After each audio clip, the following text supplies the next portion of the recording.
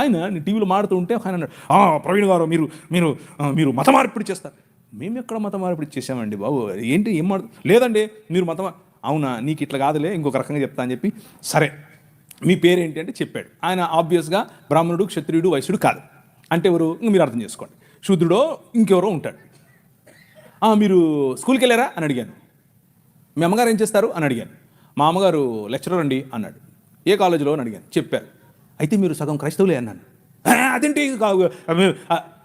అంటే మీ సనాతనంలో మీరు చదువుకోకూడదండి, మీరు కాలేజీకి పోకూడదు, మీ స్త్రీలు అస్సలు చదువుకోకూడదు, వాళ్ళు చదువు చెప్పడం ఏంటి, చూసారా మా భావజాలంలోకి వచ్చేసారు అన్నాను. అయ్యో నవ్వుతున్నాడు.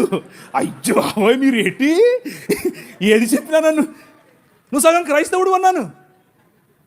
ఆయనకు మైండ్ బ్లాక్. ఏంటంటే చెప్పాను. చూసారా, దేవుని రాజ్యం ఆవగింజంతదే.